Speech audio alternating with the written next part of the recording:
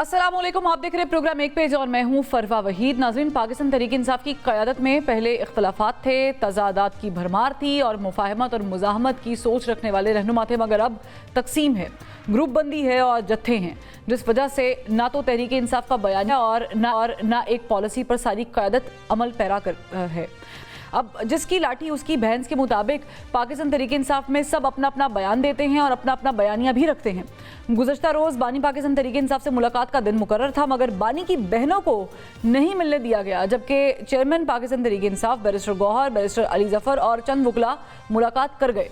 इस पर पार्टी तकसीम का शिकार है और इख्तलाफात की भरमार है कि अगर अलीमा खान और दीगर बहनों को बानी से मिलने नहीं दिया गया तो फिर बैरिस्टर गौहर और दीगर लोगों को भी नहीं मिलना चाहिए था। और इख्तलाफात इस हद तक बढ़ चुके हैं कि बानी से मिलने वालों पर मुक्तदरा के इशारों पर चलने का भी इल्ज़ाम आयद किया जा रहा है।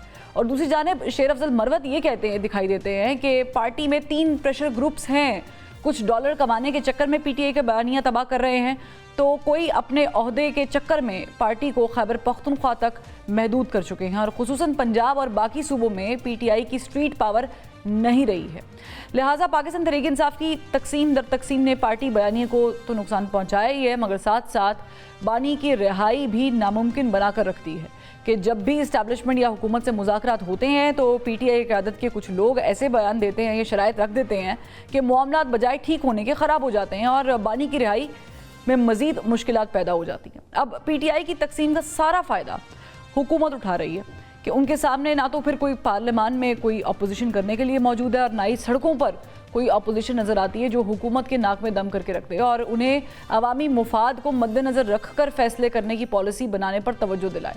लिहाजा हुकूमत, अपोजिशन और अवाम दोनों को साइड लाइन करके इक़्तिदार के मज़े ले रही है। मगर यहाँ पे सवाल ये है कि सियासत का जो डेडलॉक बरकरार है ये अपने अंदर एक तूफ़ान से मोए हुए है और ये तूफ़ान किसी भी चिंगारी से सियासी आग पकड़ सकता है और सियासी अदम इस्तेहकाम को ऐसा तूल देगा कि फिर मामलात किसी के भी हाथ में नहीं रहेंगे। सवाल ये है कि हुकूमत अपोजिशन को इंगेज करने और मुल्क से सियासी अदम इस्तेहकाम का खात्मा करने में संजीदा क्यों नहीं दिखाई देती, और दूसरी तरफ पाकिस्तान तहरीक इंसाफ के ज़ाती मुफादात इतने अहम क्यों हैं कि अपोजिशन की बड़ी जमातें एक पेज पर आकर भी हुकूमत को टफ टाइम देने में नाकाम दिखाई देती हैं।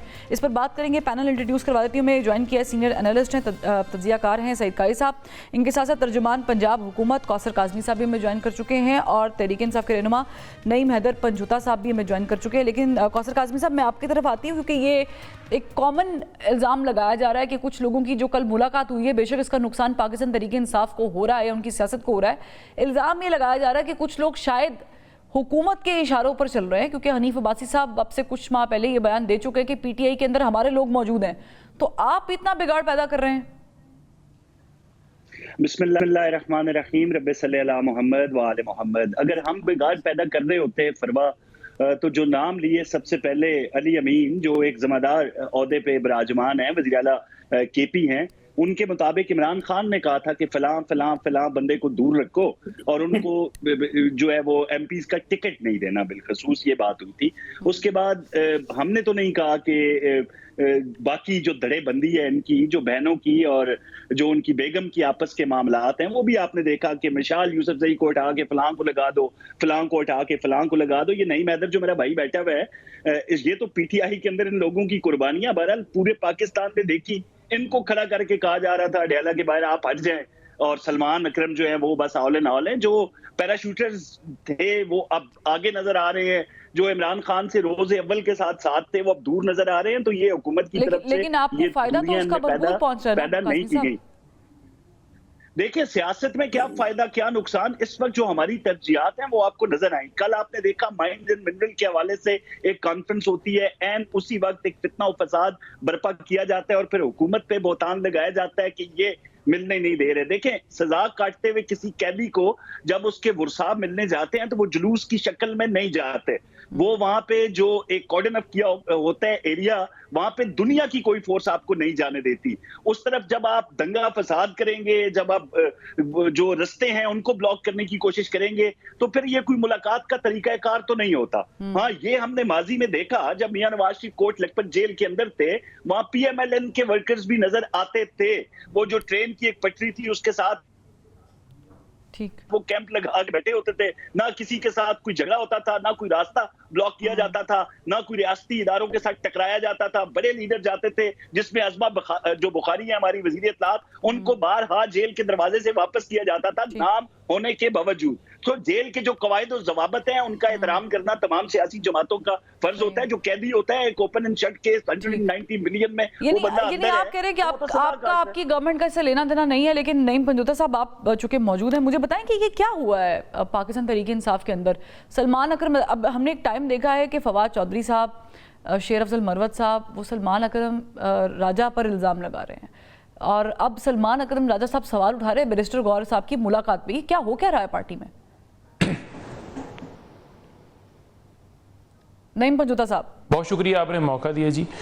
देखें, उन्होंने जो सवाल उठाया है वो ये है कि हमारी जो 3 कोऑर्डिनेटर्स मुकर्रर किए गए हैं उनकी तरफ से एक लिस्ट भिजवाई जाती है अडयाला जेल में, और अडयाला जेल हकाम जो हैं वो उस लिस्ट को अप्रूव नहीं करते, बल्कि अपनी मर्ज़ी के लोग जो हैं वो आगे अंदर भेज देते हैं। हालांकि एक SOPs हैं, उस SOPs को फॉलो करते हुए उन्हें उन नामों को एंडोर्स करना चाहिए। इसके अलावा जो उन खान साहब की बहनें हैं उनके ऊपर कतगन है कि बहनें नहीं मिल सकती, तो उस सूरत हाल के अंदर उन्होंने ऐसी बात की कि ऐसा क्यों हो रहा है, जबकि हाई कोर्ट का हुक्म वाज़ेह भी है। क्यों कहने पे करते हैं? इससे पहले आपको याद होगा कि बाबर अवान साहब मुलाकात कर गए थे, तब भी सलमान अकरम राजा साहब ने ये सवाल उठाया था। आज आप भी मोरलेस सिमिलर बात कर रहे हैं, तो ये जेल हुकाम को कौन नाम भेजता है? क्योंकि at the end of the day represent तो वो आपकी पार्टी को ही कर रहे हैं ना। नहीं, असल में मसला ये है ना कि 6 नाम जो भिजवाए जाते हैं उनके ऊपर अमल करना चाहिए जेल हकाम को, जो कि उन्होंने खुद अंडरटेकिंग दी हुई है इस्लामाबाद हाई कोर्ट के अंदर। लेकिन जब वो अमल नहीं करते तो डेफिनेटली हम फिर बात करते हैं, वो उनकी अपनी मर्ज़ी है, वो समझते हैं जी कि ये बंदा नहीं जाना चाहिए, तो वो वहाँ पर जो खड़ा होता है उसको अंदर भिजवा देते हैं। तो ऐसा उन्हें नहीं करना चाहिए, यही इशू उन्होंने उठाया। तो फिर मुलाकात क्यों कर ली बैरिस्टर गौहर साहब ने? क्योंकि सलमान अकरम राजा साहब ने तो शायद नाम नहीं दिया होगा, क्योंकि नाम तो वही भेजते हैं। उनकी तो बहनों की मुलाकात का दिन था जी। वो यही बात कर रहे हैं ना कि जो SOPs हैं जिसके मुताबिक हम नाम भिजवाते हैं, नेक्स्ट ऐसे ही होगा और उस पर अमल हम करवाएंगे और तमाम लोगों को उसके ऊपर अमल करना होगा। क्योंकि खान साहब की 1 आध 2 बहनों को जो उन्होंने कहा कि आप अंदर चले जाइए और सबको नहीं कह रहे थे, तो उन्होंने एक मॉरल ग्राउंड के ऊपर ये कहा कि नहीं हम जाएंगी तो सब जाएंगी। ये क्या बात हुई कि ये जाएगा और ये नहीं जाएगा? तो यही बात की कि जब नाम भिजवाए गए हैं जो, वो अगर नहीं अलाउ करते तो फिर बाकियों को भी जो है वो नहीं जाना चाहिए। नहीं, तो मैं यही तो पूछ रही हूँ पंजोता साहब, फिर क्यों गए बैरिस्टर गौहर? इकट्ठे बैठ के दोनों ने प्रेस टॉक की है। मैं यही तो पूछ रही हूँ कि वो गए क्यों फिर? जी देखें, बैरिस्टर गौहर साहब, क्योंकि इससे लास्ट जो मीटिंग थी उसके अंदर उन्होंने जो है 3 लोगों को भेज दिया था, जिसमें गौहर साहब नहीं थे और 2-3 लोग थे। इसमें भी एक और खातून भेजी गई थी और मुख्तलिफ और लोग भेजे गए थे। तो वो इसलिए गए कि बजाय ये कि बंदा जाए ही ना, क्योंकि उन्होंने ऊपर से शायद कांटा लगाया हुआ हो ना कि राजा साहब नहीं जा सकते, मतलब या मैं नहीं जा कितना मुज़ाहिरा खेज है पंजोता साहब, आई एम सॉरी, लेकिन बाहर डाला खड़ा हुआ है, बाकी जा रहे हैं। हाँ जी, तो हम भी चले जाए। सर जी, बाहर डाला खड़ा हुआ है, बहनों को गिरफ्तार करके लेके जा रहे हैं, उनको डाल रहे हैं, और बैरिस्टर गौहर साहब कह रहे हैं नहीं नहीं बड़ी ज्यादती है सईद काजी साहब, बहुत ज्यादती है, ये नहीं होना चाहिए था, लेकिन हम मुलाकात करने जा रहे हैं। सर मुझे समझ नहीं आई, that doesn't make sense anyways. Qazi साहब, ये अभी आपने दोनों की बात सुन ली, वो कह रहे हैं जी गवर्नमेंट का इसमें कोई हाथ नहीं है, और पंजोता साहब कह रहे हैं कि स्टोरी ये है कि आइंदा से ऐसे नहीं होगा। पर मुझे ये बताएं कि जो शेर अफजल मरवत साहब ये बात कर रहे हैं 3 प्रेशर ग्रुप्स की, इससे पहले फवाद चौधरी साहब मेरे प्रोग्राम में बाकायदा डिटेल्स बताकर चले गए कि कौन कौन से ग्रुप्स क्या क्या काम कर रहे हैं PTI के अंदर, और आज शेर अफजल मरवत साहब भी बात करें, क्या कर रही है PTI? देखिए, मेरा ख्याल ये है कि ये सारी बहस इररिलेवेंट है। यहाँ हम अगर टीवी पे बैठ के साबित कर दें कि 1 करोड़ 29 लाख ग्रुप PTI में बन गए हैं, इट डजंट मैटर। गवर्नमेंट को बड़ी जल्दी है ये साबित करने की कि जी ये टुकड़े टुकड़े हो गए हैं, फीती हो गए। हमाकत ये कर रहे हैं कि हर रोज किसी ऐसे अमल से, किस दिन उसकी हमशीरा को उठा के गाड़ी में लेके गिरफ्तार करके उसका 1.5 फुट का और ऊंचा कर देते हैं। Nobody else matters in this party. पहले हमें साइंटिफिकली ये समझना पड़ेगा कि राइज ऑफ इमरान खान क्या है।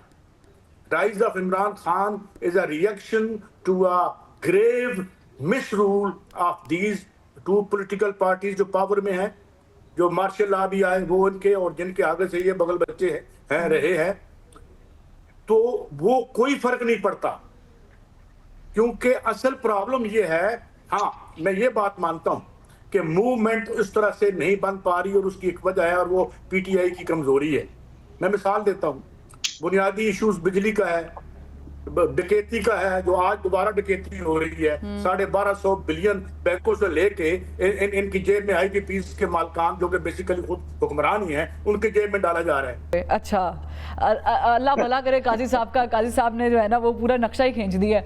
अच्छा काज़मी साहब, वैसे ये जो गिरफ्तारी वाला मामला है, ये भी एक बड़ा ड्रामाई अंदाज इख्तियार कर गया है, क्योंकि जब हम आप लोगों की साइड के बयान सुनते तो आप कहते हैं वो खुद गाड़ी में जाके बैठ गई उनकी हमशीरा, और उनकी तरफ से ये मौक़िफ़ है कि गिरफ्तार किया गया है। But do you know the real story वो वाली नहीं जो आपको पता है, वो वाली जो सही है?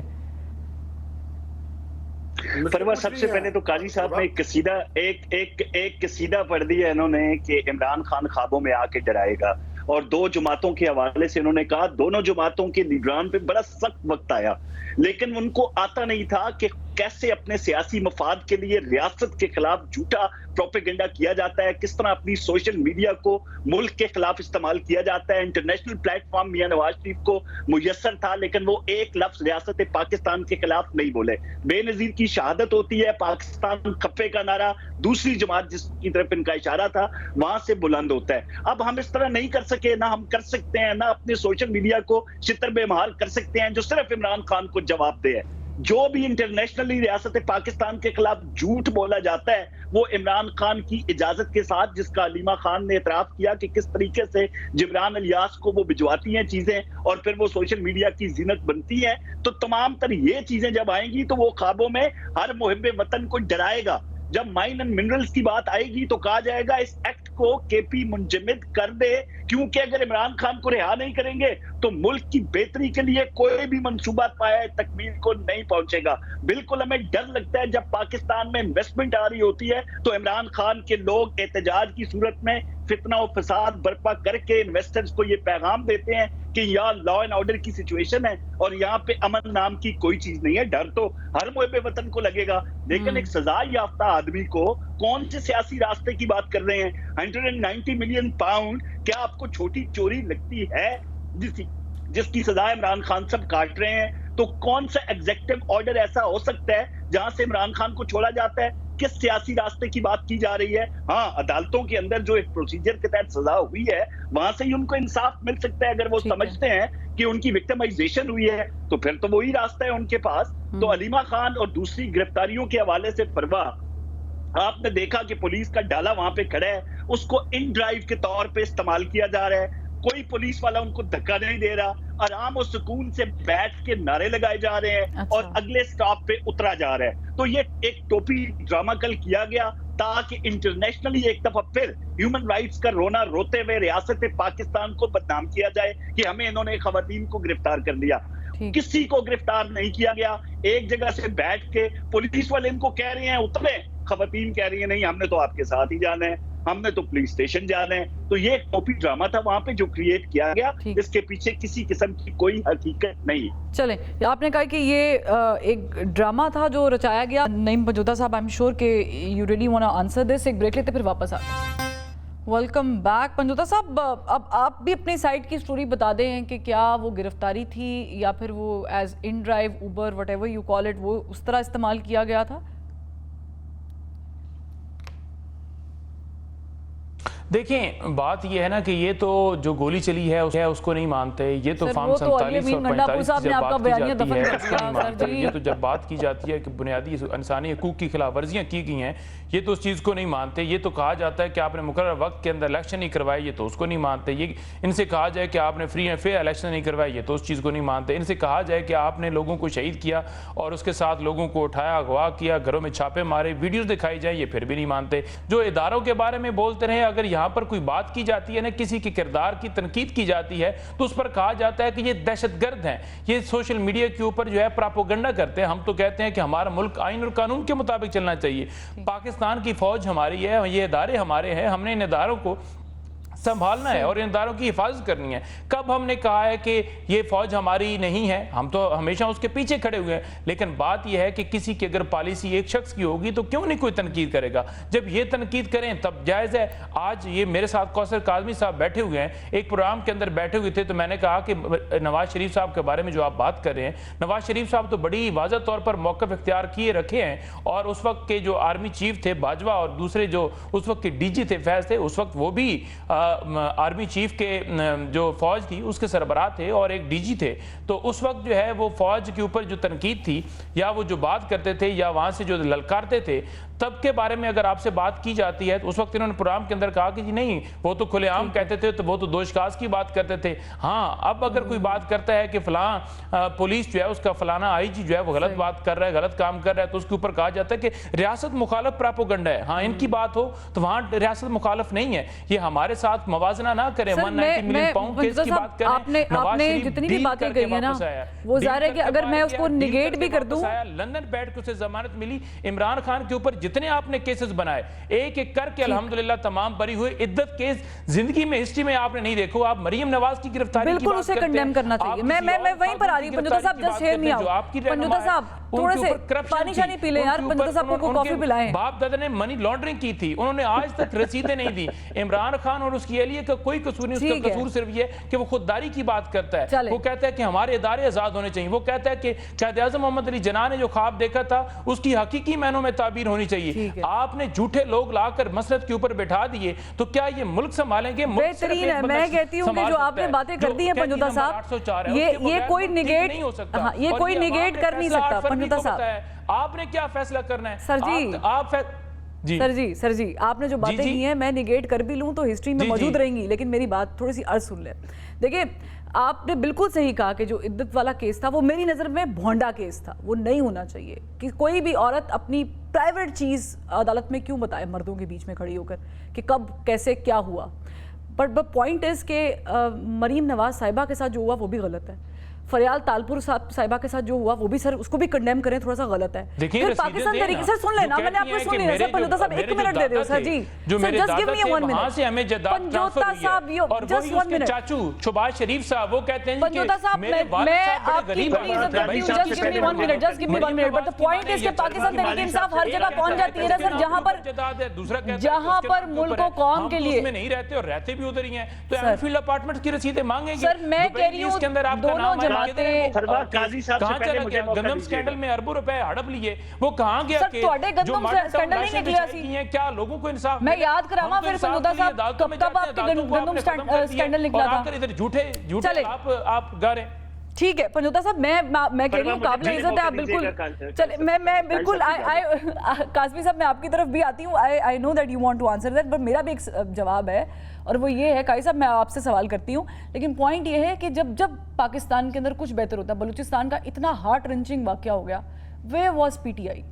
प्रॉब्लम ये है कि जब आप बात करते हैं कि हमसे ज़्यादा पाकिस्तानी कोई नहीं, ये बात नून लीग भी करती रही है, आप बिल्कुल ठीक कह रहे हैं, लेकिन जब इमरान खान साहब ने हमें बता दिया कि एब्सोल्युटली नॉट है, फिर अमेरिका में फॉर्म जाहिर करने की क्या जरूरत थी यार? जब इमरान खान साहब बता रहे हैं कि एस्टैब्लिशमेंट का नहीं किरदार बनता सियासत में, तो फिर उनसे ही बात करूंगा, हुकूमत से नहीं करूंगा। ताज़ा बयान है सर, ना किया करें पंजुता साहब इस तरह की बातें। सरकारी साहब इसका हल क्या है? अब ये खान साहब तो कह रहे हैं, पंजुता साहब की अपनी पूरी बात सुन ली। देखिए बात ये है कि एस्टैब्लिशमेंट, इमरान खान कहते हैं कि तमाम इदारे अपनी हदूद के अंदर रहें, उसमें उनकी कोई गलत नहीं है।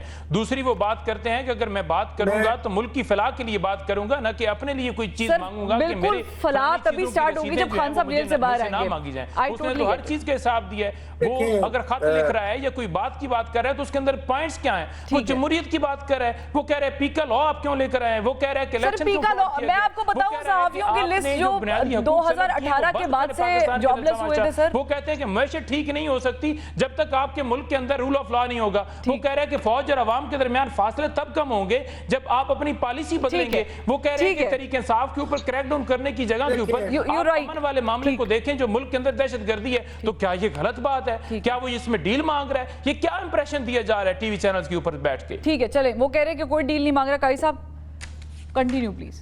देखिए यार बात ये है कि इस बात का जवाब तो PTI दे और पंजोता साहब दे रहे हैं, क्योंकि ना तो मैंने कोई मुलाजमत कर रखी है किसी का पढ़ने के लिए, और ये कोई ऐसा काम भी नहीं था। नहीं सर, कि मैं कसीदों मेरा की- सवाल मैं साहब अर्ज आपसे करता ये हूं। है कि अब इतना मैं इतना सवाल- मसला मैंने खराब हो पहले गया मैं है, फिर जवाब किससे दे बात दूं, करेंगे? unnecessarily my name was taken, मैं किसी का नाम नहीं लेता।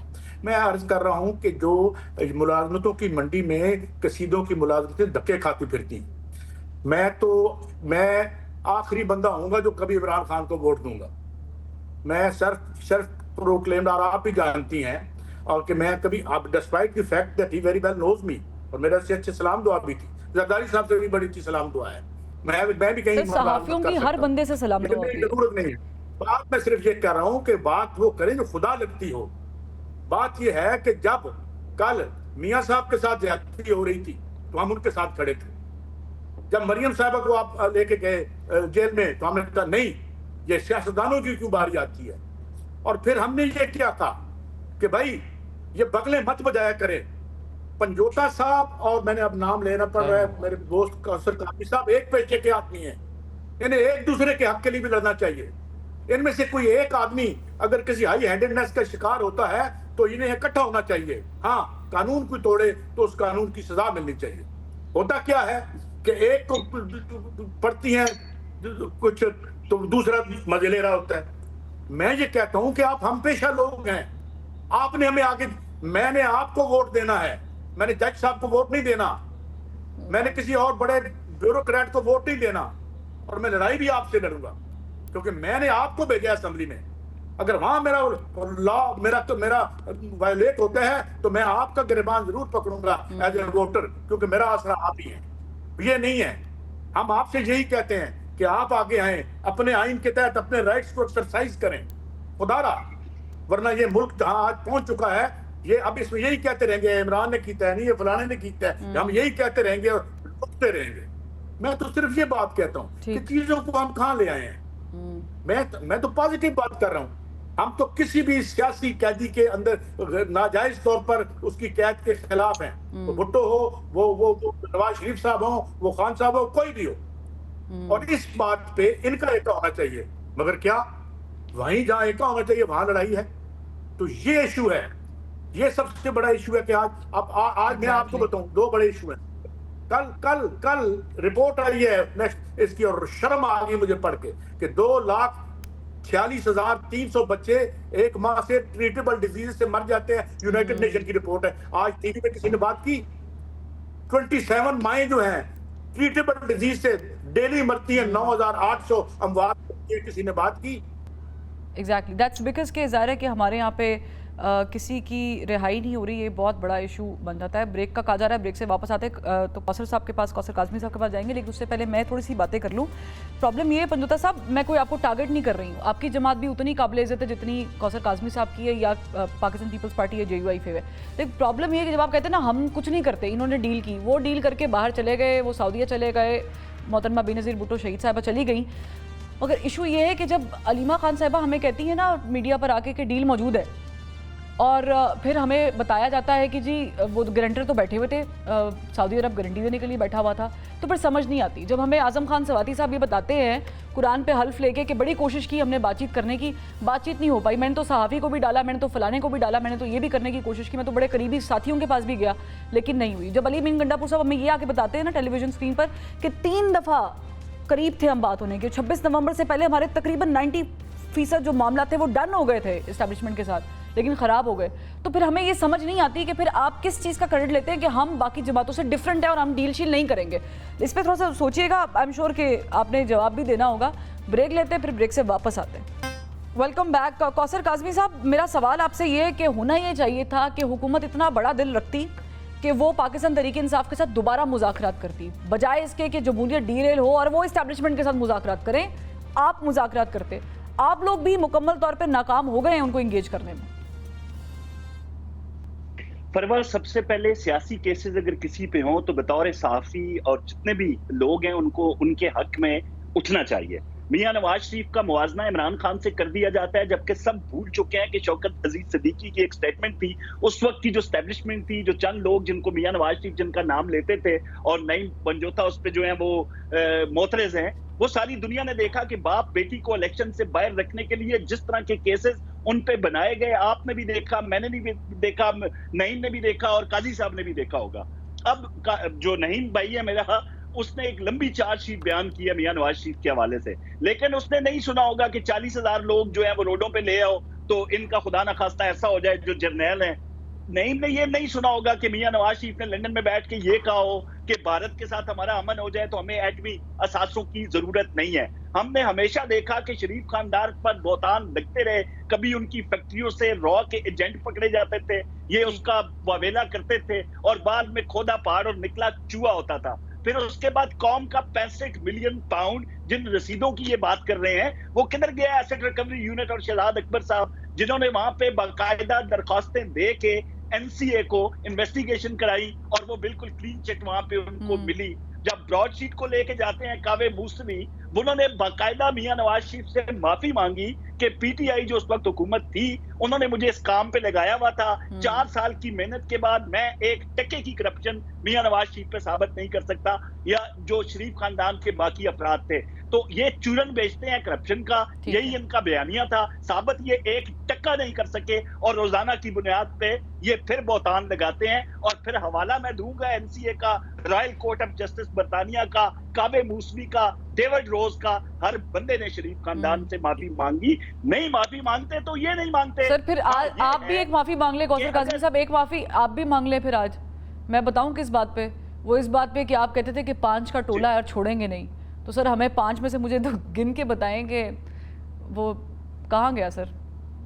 ये तो आपको अपने वोटरों से माफी मांगनी चाहिए। लिया मियां नवाज शरीफ ने साकिब निसार का, खोसा का, फैज का, बाजवा का, मियां साहब ने कहाँ गए बाजवा साहब? फैज साहब आए एक तो उनमें जो मेन देखें, फैज साहब जो मेन कल्प्रिट वो कहाँ पे है? वो आजाद सर आप कहे ना, आप फेल हो गए सर, ना करें सर, माफी मांगे काज़मी साहब, मैं ना करो ना। देखिए मुझे बताएं कहाँ गए बाजवा साहब? हम तो आज तक किधर गए, किधर गए खोसा साहब? या तो हमने नाम लेना छोड़ दिया हो फरवा, फिर तो आप हम पे इल्जाम लगाएं। हमने तो कोर्ट के बाहर भी खड़े होकर मरियम का हवाला दिया गया। मैंने उस वक्त भी नईम हैदर बनजोता को कहा था कि मरियम बीबी ने अपने उन कारकुनान को रोका था। क्या इनमें हिम्मत है कि ये अपने सोशल मीडिया पे रियासत मुखालिफ प्रोपेगेंडा करने वाले और आर्मी चीफ को निजाम दीन कहने वाले अफराद को रोक सके? वो इमरान खान के बस में भी नहीं है उनको रोकना, क्योंकि हुसूल डॉलर्स के लिए अब इमरान खान का सिर्फ नाम इस्तेमाल किया जा रहा है नेशनली और इंटरनेशनली। हुकूक पामाली की बात करते हैं, इंसानी हुकूक की, यहाँ पे देखें कितनी आजादी है